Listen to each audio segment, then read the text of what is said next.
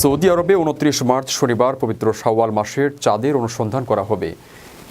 এদিন সন্ধ্যায় সবাইকে চাঁদ দেখার প্রস্তুতি নিতে বলেছে দেশটি। মূলত শনিবার সূর্যাস্তের পরেই জানা যাবে রোজা কয়টি হচ্ছে এবং ঈদ উল ফিতর হবে কোন দিন। যদিও এবার ২৯ রোজা পূর্ণ হওয়া এবং সে মোতাবেক রোববার ঈদ পালিত হওয়ার সম্ভাবনা প্রবল।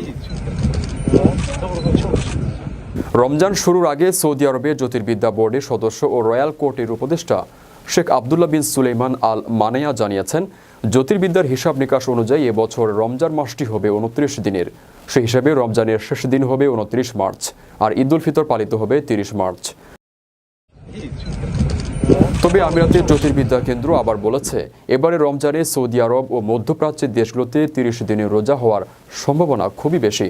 কারণ ২৯ মার্চ চাঁদ সূর্যাস্তের পর সূর্যের সঙ্গে সংযোগ ঘটবে। খালি চোখে টেলিস্কোপ বা অন্য কোনো উপায়েও এদিন চাঁদ দেখা সম্ভব নয়। ফলে আরব বিশ্বে এদিন শাওয়াল চাঁদ দেখা না যাওয়ায় রমজান মাসের ৩০ দিন পূর্ণ হওয়ার সম্ভাবনা রয়েছে। এবছর সৌদি আরবে কর্মীরা ঈদ উল ফিতরে শুক্র শনি মিলিয়ে ৬ দিনের ছুটি পাচ্ছেন।